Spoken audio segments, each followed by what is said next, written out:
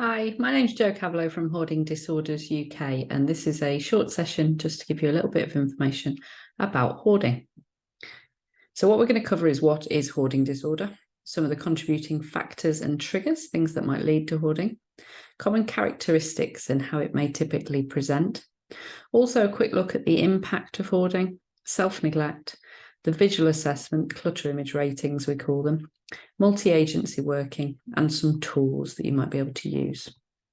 So what is hoarding? Hoarding disorder was officially recognised as a disorder by the Diagnostic Statistical Manual in 2013 in America, separated out before it was considered a symptom or a part of OCD. So it was recognised as a mental health disorder in its own right. And the latest figures are up to 6% of the population are impacted by this disorder. So we've got potentially over 3 million people in the UK impacted, which is a huge, huge number. The common definition, basically, the sort of diagnosis for it is this excessive acquisition, often with compulsive or obsessive behaviours, but this real distress associated with discarding items, real emotional distress associated with that, and it's to the level where it impacts on somebody's environment and how they're actually managing to operate in that environment, as well as socially and other things to come into that. So this is an example of a hoarded property that you may see. This is a kitchen of a lady who'd been through multiple events in her life that had led to her hoarding, and this is where it was when we first arrived. So a huge impact this was having on not just the environment but her health, how she could eat, things like that as well. So some of the contributing factors and triggers, things that may lead to it. It may have been a collection that's got out of hand, it's tipped over and is really impacting now on somebody's ability to get around a property. Upbringing, we look a lot to that, and the deprivation people have been through, not only the actual stuff and maybe not having food, things like that, but also emotional deprivation, the low self-worth that people can get as a result of those events and things in their early life, and maybe a lack of life skills. Maybe they're not taught how to manage an environment. A lot of situational stuff, so COVID is a great example. Redundancy, divorce, any kind of loss, bereavement is a huge cause, and that is the main contributing factor. But also a lot of those adverse childhood experiences, abuse, things like that. Empty nest, who am I with now? My children have gone, those kind of things. And we have a lot of co-occurrence with other mental health disorders, so depression, anxiety, PTSD, OCD. It's about 30% co-occurrence with OCD, so that's something to definitely look out for. Addictions as well, personality disorders, gender identity, can be a bit chicken and egg. What do we need to deal with first? And there is no one set answer for that. Person-centered is the way to deal with this. General health as well, people with disabilities maybe can't manage their environment, or long-term illness. I can't control the cancer, but I can control my stuff. And we're seeing more chronic disorganisation, so links with neurodiverse conditions, either lifelong ones or acquired neurodiverse conditions. So what we need to do is be a detective. Look and see, is it full-on hoarding disorder? Is it chronic disorganisation? Is it situational? And then we know how to help that person moving forwards. Quite a lot of characteristics of hoarding, so ways it may typically present, and the three that are usually detailed are aesthetic, so it's beautiful, it's absolutely gorgeous, I can't let this go, it's I can do so many things with this. The instrumental, so the just in case, which we maybe can all relate to, or keep that just in case. And the sentimental, which is the most difficult. We're seeing quite a lot of other sort of characteristics. So eco-hoarding is very much on the rise. People, wanting to save the planet and not wanting things to go to landfill, things like that. Also digital, and people often hoard information. That's a very common one. Aspirational, I'm aspiring to be, Jamie Oliver, so I'm going to get all these cookbooks. But the reality is, I use I have microwave meals and sandwiches, that kind of thing. And control, there's a real element of control, especially where people have been through sort of significant trauma. I can't control things, but I can control this stuff. And identity as well often comes into play. This defines who I am. And you can see here the impact of hoarding. So the kitchen that we saw before, and then this is another representation. And the on the left is more about hoarding. It's more about this real distress associated with discarding. But on the right, it is more about self-neglect. So this is actually a representation of someone's depression. And some days this guy only gets out of bed just to feed the cat. So really not having that motivation to clean up. The washing's there, but it's not in the washing machine. Things like that. And very different presentations that we see.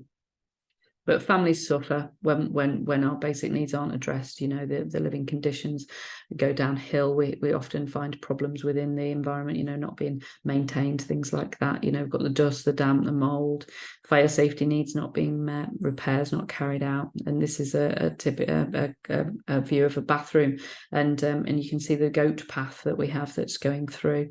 But interestingly enough, this gentleman has filled up his bath, but actually presents really well. And if you notice, the sink and the toilets are really, really clean. There's bleach there as well. So there's an element of self-care going on, and organisation. The delivery notes up on the windowsill as well. So when we look at self-neglect, the definition actually sort of talks about hoarding. So this covers a wider range of behaviour, neglecting to care for one's personal hygiene, health or surroundings, and includes behaviour such as hoarding. So we often come across self-neglect with our hoarding cases. And one great tool you can use is the clutter image ratings. They were created by two of the gurus of hoarding, Randy Frost and Gail Steckety, in 2008. And what it is a visual assessment to measure the level of clutter that we're talking about. Brilliant for talking between agencies, for gaining someone's level of insight. If somebody says there are 2 and the room presents as an 8, there's a lack of insight there, which is an inherent characteristic of hoarding. Brilliant for progress photos, or in terms of housing. Okay, we need you to aim for a number 4, giving people milestones to get to, things like that. And these are often detailed within policies and procedures, and it is in your policy and procedure, your self-neglect and hoarding policy and procedure. And it's banded into 3 categories. So we have 3 levels of action and things to be done. So level 1 is the low level. This is where there's not a lot going on. Usually the action is signposting. Level 2, the medium level, one of the first referrals we'll make is to the fire service, and that's usually a 4 or 5 or above. More action needs to be taken here, usually in the form of a multidisciplinary team meeting. And then 7, 8, 9, so this is the high level stuff, and this is where we would often refer into safeguarding or an urgent multidisciplinary team meeting as well. So we have these images, so from the kitchen, we also have the bedroom as well, and then the living room. So a brilliant tool to be able to use.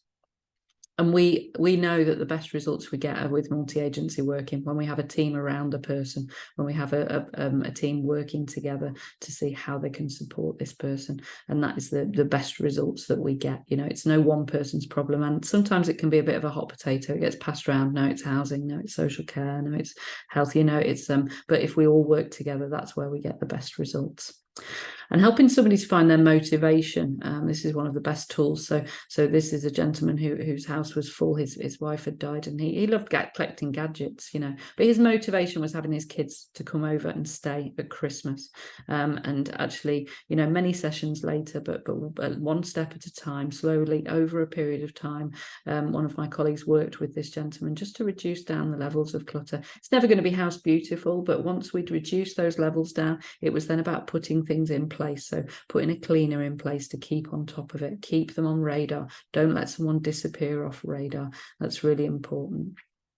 And also having a sense of where things can go to can really help people let go, and often local sort of charities, things like that. And this was actually a gentleman who'd let go of a lot of stuff. I took it to a local charity and then took a photo and put it in a thank you card and sent it to him, and he was so proud of it, and it was something he could have to show how he'd helped others, which was going that extra step, really making people feel good, especially when their shame is really high, and they're embarrassed about what's going on. Anything we can do to make people feel better is brilliant. Another tool that you can use is the icebreaker form, and this is a form that people can take to their GP to start a conversation about their hoarding. So it's got how the person's feeling, it's got clutter image ratings, some things that they can talk about, and then information for medical professionals so that they know where to go to get the information that they may need as well. So a brilliant form that can be used as another tool. And support groups are something we really advocate. We facilitate monthly support groups. We have them face-to-face, but also on the phone and online. And they are free, able to be attended by anybody who's there and anybody who's affected. So it could be family members that come along as well. And they're listed on our website. But starting up a support group is something that may be something you could consider as well. So we have further training that we have. We have virtual hoarding awareness training, 3 stages from basic knowledge to really, really in-depth that we can carry out. We also have a neurodiversity and organisation training. We're finding more people at the moment with neurodiverse conditions and who are struggling with chronic disorganisation. So please have a look at our website, the www.hoardingdisordersuk.org. You'll find the clutter image ratings and the icebreaker form that are available to download there as well. Follow us on social media because we're always sharing things out, and please feel free to get in touch if you do need any more information or if you'd like to have a chat about anything. We're more than happy to answer a question. So yeah, hope that was helpful, and hope to hear from you. Thank you.